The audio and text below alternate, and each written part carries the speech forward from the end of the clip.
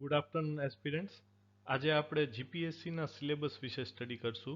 Mainly આપણે class 1-2નું syllabus જોશું અને એને aligned PI, STI, DYSO, PSI, RFO અને એઓ આ બધામાં જે ક્લાસ 1-2ની સાથે સિમિલર સિલેબસ છે, જેમ કે હિસ્ટ્રી છે કે GS1, GS2, આ બધા કોમન ટોપિક હશે.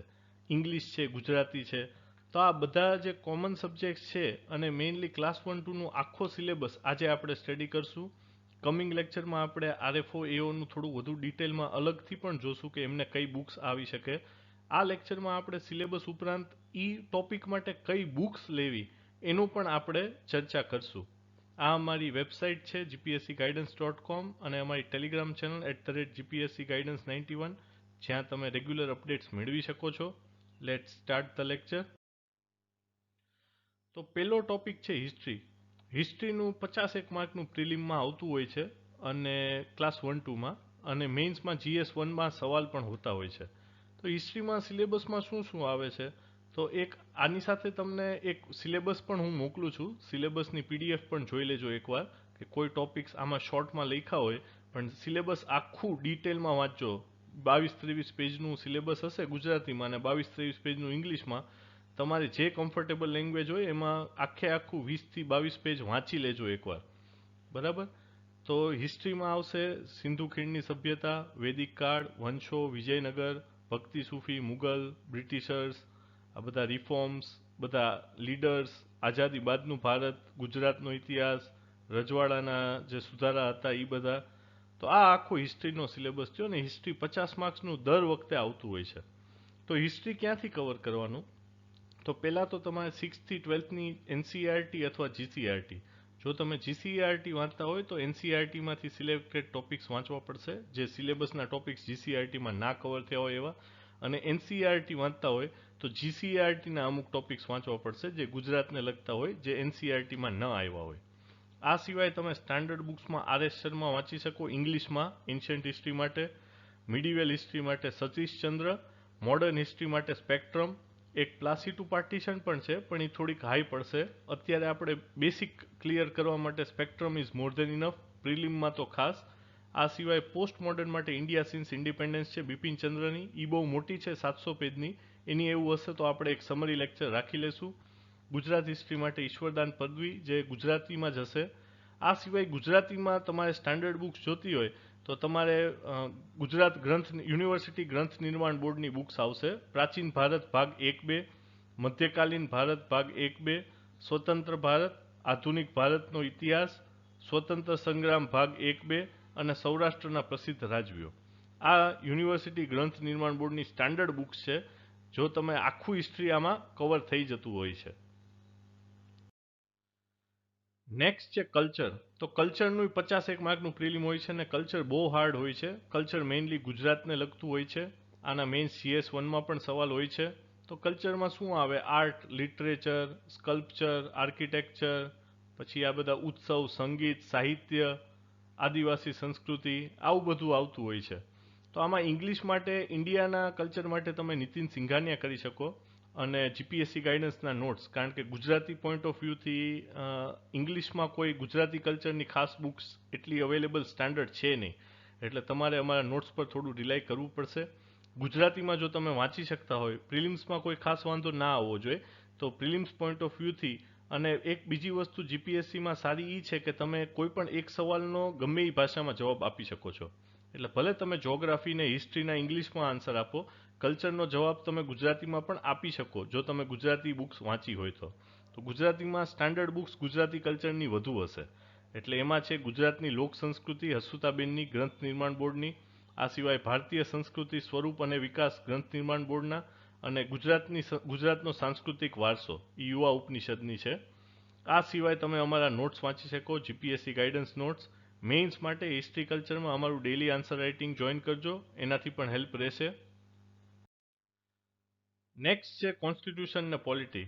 સંવિધાનનું ક્યાંથી વાંચવાનું, તો સંવિધાનમાં બધા આર્ટિકલ્સ હોય, આ બધા કોડ્સ હોય, ફંડામેન્ટલ રાઇટ, મૂળભૂત હકો, ફંડામેન્ટલ ડ્યુટી, DPSP, સરકારની કોઈ પણ નીતિ હોય, ગવર્મેન્ટ પોલિસી અને મેઇનલી કરંટ અફેર્સ. તો મેઇન્સમાં તો મેઇનલી કરંટ અફેર્સનું જ આવતું હોય છે. તો મેઇન્સ માટે તમારે ખાસ ઇંગ્લિશમાં જો લખતા હોય તો રાજ્યસભામાં બિગ પિક્ચર નામનું એક શો આવે છે એ જોવાનો. ગુજરાતીમાં લખતા હોય તો એક દેશ દેશાંતર કરીને હિન્દીમાં શો આવે છે રાજ્યસભા ટીવીનો. આ બે શોથી તમને ઘણો હેલ્પ રહેશે. બાકી અમારા ડેઇલી એડિટોરિયલ એનાલિસિસ જો એમાં અમે જે લેખનું એનાલિસિસ કર્યું હોય એ ધ હિન્દુ અને ઇન્ડિયન એક્સપ્રેસમાં બહુ વિદ્વાન લોકોએ બધા ટીકા ટિપ્પણી કરી હોય છે. તો એના ઉપર આ ડેઇલી એડિટોરિયલ એનાલિસિસ તમને મદદ કરશે. અને આ સિવાય ડેઇલી આન્સર રાઇટિંગ જે અમારું હોય છે એનાથી તમે આન્સર રાઇટિંગમાં હેલ્પ રહેશે. બેઝ ક્લિયર કરવા માટે 9 થી 12ની એનસીઈઆરટી વાંચી શકો, અથવા એમ લક્ષ્મીકાંત ફોર પોલિટી 600-700 પેજની હશે, બહુ ડીપ હશે, પણ ઇંગ્લિશ મીડિયમવાળાઓએ ફરજિયાતપણે એમ લક્ષ્મીકાંત જ કરવી જોઈએ, એનો કોઈ વિકલ્પ નથી. એમ લક્ષ્મીકાંતનો કોઈ વિકલ્પ નથી. 700 પેજની એમ લક્ષ્મીકાંતની બહારનો ઇંગ્લિશવાળાઓ માટે તો કોઈ સવાલ નહીં હોય. એટલે ઇંગ્લિશ મીડિયમમાં જે આપતા હોય છે એમે ફરજિયાતપણે એમ લક્ષ્મીકાંત કરવી. ગુજરાતીવાળાઓને હિન્દીમાં એટલું ફાવતું હોય તો એમ લક્ષ્મીકાંત કરવી. અધરવાઇઝ ગુજરાતીમાં એક સારી બુક છે યુવા ઉપનિષદની ભારતીય બંધારણ અને રાજ્ય વ્યવસ્થા, અજય પટેલ સાહેબની છે. આ સિવાય તમે જીસીઆરટીની 9 થી 12નું સિવિક્સ જે નાગરિક છે એ જોઈ શકો છો સોશિયલ સાયન્સની બુકમાંથી. તો આ રીતનું તમે કોન્સ્ટિટ્યુશન અને પોલિટીની તૈયારી કરી શકો છો. અને મેઇનલી કરંટ અફેર ઉપર ફોકસ આપજો. ભવિષ્યમાં આપણે જેમ ડેઇલી એડિટોરિયલ એનાલિસિસ કરી છીએ એમ આખા છાપાનું ડેઇલી ન્યૂઝ એનાલિસિસનો પણ પ્રોગ્રામ પાઇપલાઇનમાં છે. જેમ થોડા ફ્રી થશું એમ ઈ પણ લોન્ચ કરશું. નેક્સ્ટ છે મેથ્સ અને રીઝનિંગ. ઘણા લોકો મેથ્સને ઓપ્શનમાં કાઢતા હોય છે, એ ભૂલ ના કરાય. કારણ કે પ્રિલિમમાં મેથ્સ છે ને, જેને જો તમે અટેમ્પ્ટ કર્યું હોય સરખું તો રોકડા માર્ક્સ આપતું હોય છે. અને જે લોકોનું મેથ્સ સ્ટ્રોંગ હોય એ લોકોએ ડેફિનેટલી મેથ્સને ટાર્ગેટ કરવું જોઈએ. મેથ્સમાં 50માંથી 40-45 પણ માર્ક આવી શકતા હોય છે. તો તમારે થોડી સ્પીડ મેન્ટેન કરવાની છે. અને મેથ્સ અને રીઝનિંગ માટે સિલેબસમાં તમે નંબર સિરીઝ હોય છે, એરિથમેટિક હોય છે, અંક ગણિત ઉપર ફોકસ કરી શકો. ડીઆઈ થોડું ટફ હોય છે. ટફ એટલે ટાઈમ લાગે એવું હોય છે. તમે જો ક્લાસ 1-2ના જૂના પેપર્સ જોશો તો મેથ્સ એટલું અઘરું નથી, પણ ટાઈમ લાગે એવું છે. તમારી પાસે ટાઈમ ઓછો હોય છે. તમારે આટલા બધા સવાલ 200 સવાલ હોય છે, તો 200 સવાલ માટે તમને ટાઈમ ઓછો પડતો હોય છે. 200 સવાલમાંથી 50 મેથ્સના હોય છે, પણ આ 50 મેથ્સના કરવામાં ઓછામાં ઓછી કલાક વહી જતી હોય છે. તો આપણે ટ્રાય કરવાનું કે આપણે અડધી-પોણી કલાકમાં 30થી 35 તો એટલીસ્ટ કરી જ દઈએ, તો એટલીસ્ટ આપણે એ 30 માર્કનું શ્યોર થઈ શકીએ. તો આ મેથ્સનો જે સિલેબસ છે એ તમે મેઇનલી ક્યાંથી કવર કરશો? તો પહેલાં 6ઠ્ઠા ધોરણની બુક ઉપાડવાની, કોઈ પણ શરમ વિના. કોઈ પણ શરમ નહીં રાખવાની કે ભાઈ હું તો હવે એન્જિનિયર થઈ ગયો. ભાઈ એન્જિનિયર હોય કે MBA હોય કે ડૉક્ટર હોય, તમારે 6ઠ્ઠા ધોરણની મેથ્સની બુક ઉપાડવાની થાય છે. બરાબર? એનસીઈઆરટી અને જીસીઈઆરટીના જે દાખલા છે એ ગણવા માંડો. 6ઠ્ઠાના દરેક ચેપ્ટરના 2-3 દાખલા કરો, પછી 7માના કરો, 8માના કરો, 9માના કરો અને 10માના કરો. આનાથી પાયો આખો મજબૂત થઈ જશે. પછી તમે ઇંગ્લિશમાં હોય તો RS અગરવાલની ક્વોન્ટિટેટિવ એપ્ટિટ્યૂડની અને લોજિકલ રિઝનિંગની બુક હોય છે, 600-700 પેજની છે. પણ એમાં દરેક ચેપ્ટરના 4-5 સમ કરી લો. અથવા તો SSC CGL માટે અરિહંત પબ્લિકેશનની એક બુક છે, એ પણ બહુ સારી છે. તો આ બુક્સમાંથી કોઈ રિફર કરી શકો. ગુજરાતી માટે સામાન્ય બૌદ્ધિક ક્ષમતા હોય છે લિબર્ટીની, અને એક ગણિતિક બૌદ્ધિક ક્ષમતા છે યુવા ઉપનિષદની. પણ 6 થી 10ની બુક તો ફરજિયાત કરવાની જ છે. બધાએ 6 થી 10ના દાખલા બધા જ ગણી લેજો. એનાથી પાયો મજબૂત થશે. અને આ મેથ્સ એકવાર આવડી જશે તો એક પેટર્ન હોય કે ભાઈ પ્રોબેબિલિટીના દાખલા આવડી ગયા તો આની બહારનો સવાલ નહીં આવડે. પછી રેશિયોનો દાખલો આવડી ગયો તમને તો એની બહારનો સવાલ નહીં આવે. નંબરની જે સંખ્યા શ્રેણીના દાખલા હોય એ આ જ પ્રકારના હોય. ભૂમિતિમાં ફોર્મ્યુલા છે તો એ એક જ પ્રકારની હોય. એટલે એની બહારનું કંઈ આવશે નહીં એમ.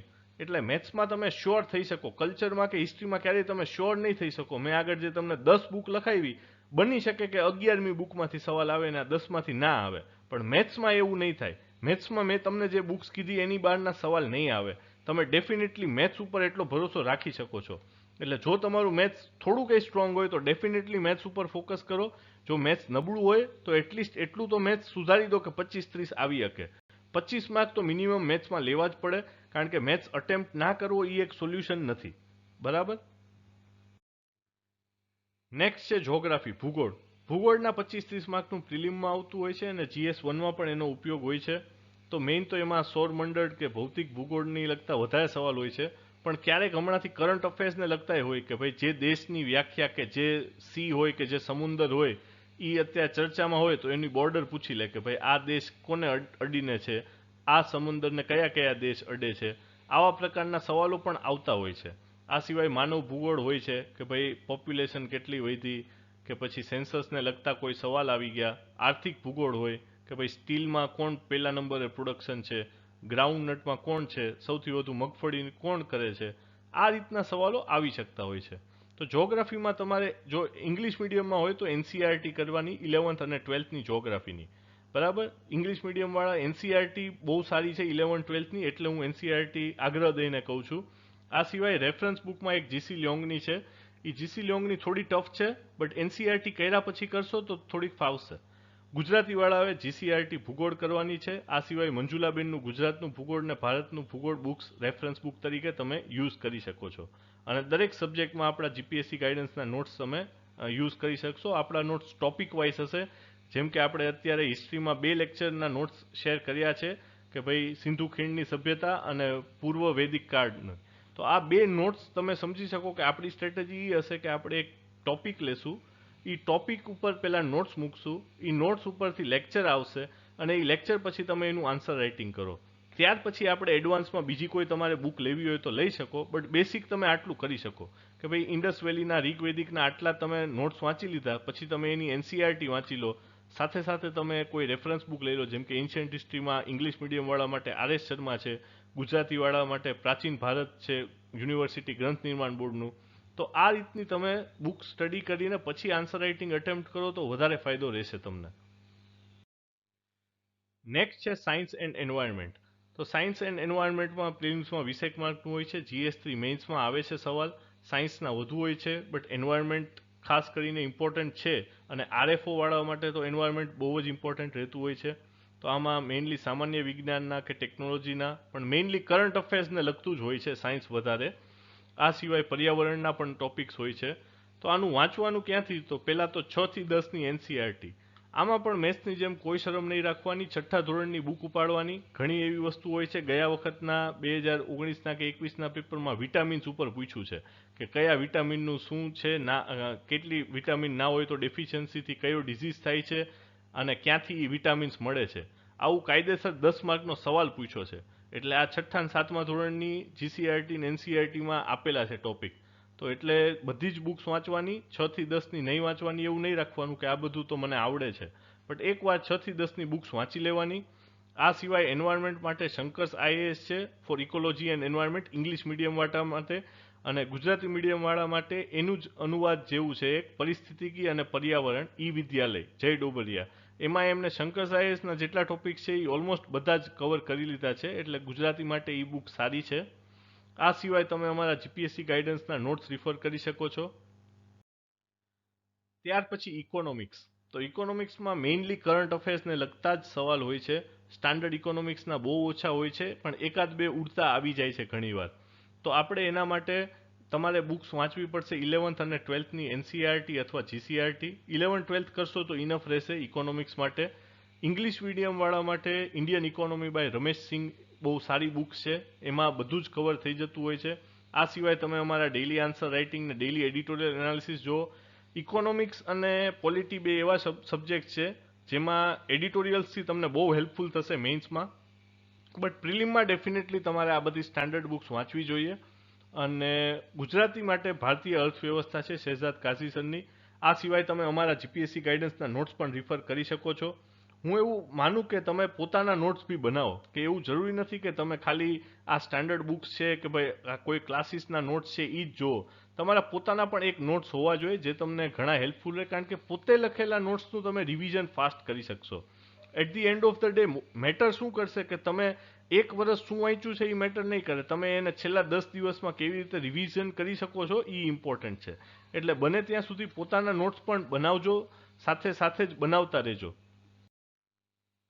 નેક્સ્ટ છે ઇન્ટરનેશનલ રિલેશન્સ, કે ભાઈ આંતરરાષ્ટ્રીય સંબંધમાં શું આવે? તો ભારતે અલગ અલગ દેશ સાથે કરેલા કરાર આવે, યુએનની બધી બોડીઝ છે એ બધી આવી શકે, વર્લ્ડ બેંક ઉપર આવી શકે, પછી ફ્રી ટ્રેડ એગ્રીમેન્ટ કર્યા હોય એ આવે. એટલે મેઇનલી કરંટ અફેર્સનું જ આવશે કે ભાઈ ચીન સાથે આવા સંબંધ હતા કે અમેરિકા સાથે આવું થયું. એટલે આનો આન્સર્સ મેઇનલી તમને ડેઇલી એડિટોરિયલ એનાલિસિસ પરથી મેઇન્સના તો મળી જ જશે. આ સિવાય રાજ્યસભા ટીવીના બિગ પિક્ચર અને કરંટ અફેરનું તમારે જો આઈઆર સ્પેસિફિક વાંચવું હોય તો વિઝન આઈએએસની મેગેઝિનમાંથી પણ તમને પોઈન્ટ્સ મળી શકશે. ગુજરાતીમાં કોઈ ખાસ સ્ટાન્ડર્ડ બુક છે નહીં ઇન્ટરનેશનલ રિલેશનની, તો તમે અમારા જીપીએસસી ગાઈડન્સના નોટ્સ પર રિલાય કરી શકો છો.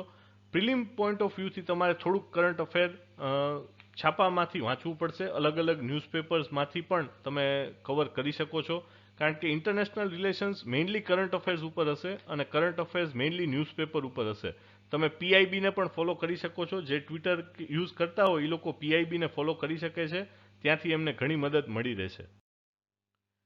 નેક્સ્ટ છે ગવર્નન્સ અને એથિક્સ. મેઇન્સ માટેની આ ગવર્નન્સ અને એથિક્સમાં આવે વહીવટનું લગતું આવે, જાહેર વહીવટ છે, નાગરિક સેવાઓ છે, સિવિલ સોસાયટી એટલે કે જે એનજીઓઝ હોય એના ઉપર સવાલ આવે, અર્ધ ન્યાયિક સંસ્થાઓ ઉપર આવે, ફાઇનાન્સ કમિશન ઉપર આવે, સેકન્ડ એડમિનિસ્ટ્રેટિવ રિફોર્મ કમિશન ઉપર આવે. આ સાર્ક જે છે સેકન્ડ એડમિનિસ્ટ્રેટિવ રિફોર્મ કમિશન, એને 6 રિપોર્ટ્સ આપી છે. એ 6 રિપોર્ટ બહુ અગત્યની છે, એને પણ આપણે સમરીમાં લઈ લેશું આપણા લેક્ચર્સમાં. આ સિવાય સિટીઝન ચાર્ટર આવે, એથિક્સ એટલે કે નીતિશાસ્ત્ર, પછી આપણું એટીટ્યુડ, વલણ, ઇમોશનલ ઇન્ટેલિજન્સ કેટલી છે, ભાવનાત્મક બુદ્ધિ, વેલ્યુઝ, કરપ્શન અને મેઇન તો કેસ સ્ટડીઝ. તો કેસ સ્ટડી હજી સુધી લાસ્ટ ટાઈમ જીપીએસસી એટલી પૂછી નથી, બટ આપણે કરી શકીએ કારણ કે જીપીએસસી ધીમે ધીમે યુપીએસસીની લાઇનમાં જઈ રહ્યું છે અને યુપીએસસીમાં કેસ સ્ટડીઝ આવે છે, તો જીપીએસસી પણ પૂછી શકે છે. રેફરન્સ બુકમાં સુબ્બારાવ ફોર એથિક્સ છે અને લેક્સિકોન છે, અને અમારા જીપીએસસી ગાઈડન્સના લેક્ચર જોઈ શકો છો. ગુજરાતીવાળા સુબ્બારાવ ગુજરાતીમાં કરે, પણ જો એ ટ્રાન્સલેશન છે, ઇંગ્લિશની જે સુબ્બારાવ છે એમાં 100 કેસ સ્ટડી છે અને એ 700 પેજની છે. હવે ગુજરાતીની સુબ્બારાવ છે એ એટલી બલ્કી નથી, એ થોડીક કન્ટેન્ટ કાપી નાખ્યો છે. તો આના માટે તમે પોતાના નોટ્સ બી બનાવજો. એવું હોય તો અમારા લેક્ચર્સ પાસેથી પણ તમે નોટ્સ કમ્પેર કરી શકો છો. અમારા નોટ્સ અને આ તમારી સુબ્બારાવની બુક્સના નોટ્સ ભેગા કરીને તમે કમ્પાઇલેશન કરીને પણ તૈયારી કરી શકો છો.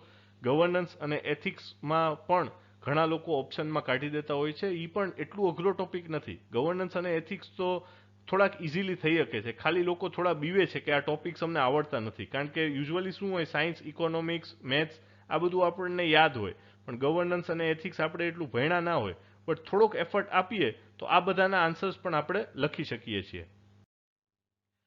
નેક્સ્ટ છે ઇંગ્લિશ સબ્જેક્ટ જીપીએસસી મેઇન્સ માટે. તો આમાં એસે આવે, લેટર આવે, report, speech, translation, reading comprehension, precis, grammar, press release, pictorial analysis. એટલે જે 10મા 11માનું જે તમારું ઇંગ્લિશનો સબ્જેક્ટ હોય એમાં જે ટોપિક્સ આવતા હતા એ બધા જ પૂછ્યા છે. એટલે આના માટે રેફરન્સ તમારે 11-12ની એનસીઈઆરટી અથવા જીસીઈઆરટી લેવી. ગ્રામર માટે રેન એન્ડ માર્ટિન જો ઇંગ્લિશ મીડિયમના હોય તો. ગુજરાતી મીડિયમના હોય તો રેન એન્ડ માર્ટિન થોડી ટફ પડી શકે છે. તમે અક્ષર પબ્લિકેશનની એક બુક છે અંગ્રેજી વર્ણનાત્મક, એમાં ઇંગ્લિશનું ગ્રામરનું બેસિક આપેલું છે, એ તમે રિફર કરી શકો છો. આ સિવાય અમારા જીપીએસસી ગાઈડન્સના નોટ્સ એન્ડ લેક્ચર્સ બી લઈ શકો છો. અમે ઇંગ્લિશના તો 12 લેક્ચર પતાવી દીધા છે, ઓલમોસ્ટ બધા ટોપિક્સ ઇંગ્લિશના કવર થઈ ગયા છે. ગ્રામરનો એક બેસિક લેક્ચર લીધેલો છે અમે. ગ્રામરમાં વધુ ડીપમાં અમારા લેક્ચરમાં જશું, જેમાં રેન માર્ટિનના અમુક સવાલોનો પણ અમે સમાવેશ કરી દેશું. તો ઇંગ્લિશ તો ઓલમોસ્ટ કમ્પ્લીટ થઈ જ ગયું છે. તો આ બધા વિડીયોઝ જે અમે ઓલરેડી અપલોડ કરી દીધા છે એ તમને ગમે તો બીજા એસ્પિરન્ટ સાથે પણ શેર કરતા રહેજો. નેક્સ્ટ છે ગુજરાતી જીપીએસસી મેઇન્સ માટે. તો ગુજરાતીમાં પણ ઇંગ્લિશ જેવું જ છે. પત્રલેખન, વિચાર વિસ્તાર, સંક્ષેપ, ગદ્યખંડ સમીક્ષા, આ દ્રશ્ય આલેખન. જે દ્રશ્ય આલેખનમાં લાસ્ટ ટાઈમ નવું આવ્યું હતું, એક આખો મંદિરનો ફોટો પૂછી લીધો હતો, અને બીજા સબ્જેક્ટમાં ઓલા 8-10 લેડીઝ ઊભા હતા, એમના માથે પાણી કે દૂધ પડ્યું હોય એવી રીતની એમની ગાગર હતી. તો ઘણા લોકોએ પોતપોતાની રીતે ઇન્ટરપ્રિટેશન કાઢ્યા છે. તો કોઓપરેટિવ વાળું ઇન્ટરપ્રિટેશન એક દાસા સરે પોતાના ટ્વીટમાં પણ કહ્યું હતું કે આ સહકારી મંડળીના લાભ વિશે પણ આમાં લખી શકાય કે દૂધ લઈને જતી હોય, કારણ કે એમના ચહેરા પર સ્મિત હતું. તો આ રીતનું તમે લખી શકો કે ભાઈ આ મહિલાઓ આખું નારી સશક્તિકરણ થયું છે. તો આ દ્રશ્ય આલેખનને લગતા કે સંવાદ લેખનને લગતા આ બધા શું છે, તમારી ક્રિએટિવિટી ચેક કરે, તમારી રચનાત્મક શક્તિ ચેક કરે છે. આની કોઈ સ્ટાન્ડર્ડ બુક ના હોય, આ તો ખાલી પ્રેક્ટિસથી આવે, પણ આનું ફોર્મેટ હોય, આનું બેસિક હોય, એ તમે 11મા 12માની જીસીઆરટી બુકમાંથી મળી જાય અને અમારા લેક્ચરને અમારા નોટ્સમાંથી પણ મળી જશે. પણ જે લખવાનું છે એ તો ખાલી પ્રેક્ટિસથી જ આવશે, ઇંગ્લિશ અને ગુજરાતી બેયમાં. ગ્રામર ડેફિનેટલી આપણે બુક્સમાંથી સ્ટડી કરશું, બટ જે વર્ણનાત્મક છે, જે ડિસ્ક્રિપ્ટિવ આન્સર રાઇટિંગ છે, એ બધા માટે તમારે ડેફિનેટલી પ્રેક્ટિસ કરવી પડશે. અલગ અલગ ફોટા જોઈને પોતાની રીતે એનાલિસિસ કરો, અમારા ડેઇલી આન્સર રાઇટિંગમાં આન્સર લખો, તો તમને હેલ્પફુલ આ બધું થશે. ફાઇનલી લાસ્ટ છે એસે. એસે એટલે નિબંધ, 800 વર્ડનો લખવાનો હોય છે ક્લાસ 1-2માં. એ થોડો મોટો હોય છે, એના ઉપર આપણે એક લેક્ચર લીધેલો છે બેસિકનો. આઈડિયલી શું છે, અમે જીપીએસસી ડેઇલી આન્સર રાઇટિંગ કોર્સમાં દર શનિવારે એક એસે આપતા હોય છે અને એનું ડિસ્કશન સાંજે કરાવતા હોય છે. તો એટલીસ્ટ તમારે 30 એસે પ્રેક્ટિસ કરવા જોઈએ મેઇન્સની એક્ઝામ લખતા પહેલાં. અને પછી 30 એસે અલગ અલગ લોકો પાસે ચેક કરાવો, એ 30ના તમારા નોટ્સ બનાવો, કમ્પાઇલ કરો. એટલે દરેક એસે જો તમે 8-10 પેજનો લખો હોય તો છેલ્લે તમારી ખાલી 250-300 પેજ જ વાંચવાના હોય એસેના એક્ઝામ પહેલાં. આ રીતનું તમારી એક રિવિઝન સ્ટ્રેટેજી પણ બનાવતા રહો. આ સિવાય અમારા એસે પરના લેક્ચર અને નોટ્સ પણ હેલ્પફુલ રહેતા હોય છે. તો that was all for syllabus. આપણે હજી એક સિલેબસને મેપિંગનો લેક્ચર લેશું કે આ સિલેબસને કઈ રીતે તમે સ્ટાર્ટ કરી શકો વાંચવાનું. એક બેસિક લેક્ચર આપણે મિશન ઓફિસર 2022માં 10 દિવસનો સજેસ્ટેડ પ્લાન ને 3 મહિનાનું રીડિંગ પ્લાન આપ્યો હતો. બટ હવે આપણે સિલેબસને મેપ પણ કરતા જશું અને આપણે કેટલા ટોપિક્સ કવર કર્યા છે એ પણ આપણે જોશું. તો આ તમને જો વિડીયો ગમ્યો હોય તો લાઇક, શેર અને સબસ્ક્રાઇબ જરૂર કરજો. અન્ય એસ્પિરન્ટ સાથે પણ શેર કરજો કે સિલેબસ એક એવી વસ્તુ છે જે તૈયારી કરતા પહેલા તમારે જોવાની છે. ઘણા લોકો છેલ્લે સિલેબસ જોવે ઈ કે આ બાકી છે, ઓલું બાકી છે, એ પછી ત્યારે એવું જ થાય. એના કરતાં સ્ટાર્ટિંગમાં જ તમે સિલેબસ જુઓ, 2-3 વાર સિલેબસ જુઓ. સિલેબસ કંઠસ્થ થઈ જવો જોઈએ કે તમે છાપું વાંચો તો તમને તરત ખ્યાલ આવવો જોઈએ કે હા આ તો આ એડિટોરિયલ છે, કે ભાઈ આ આર્ટિકલ છે, આજના છાપાનો આ લેખ છે, એ આ GS2ના ટોપિકને લગતો છે. આવું તમારા મનમાં જ્યારે સ્ટ્રાઇક થશે ત્યારે તમે એક એસ્પિરન્ટમાંથી સિરિયસ એસ્પિરન્ટ બનશો. જો સિરિયસ એસ્પિરન્ટ અને એસ્પિરન્ટમાં ફરક ખાલી એક સિરિયસ વર્ડનો છે. અને એ સિરિયસ વર્ડ ત્યારે જ આવે જ્યારે તમે આને ટાઈમ આપો. તમે આટલો ટાઈમ આપો અને એનો બેસિક સ્ટાર્ટ સિલેબસથી કરવાની હોય છે. That was all four today's lecture. Thank you and have a good day.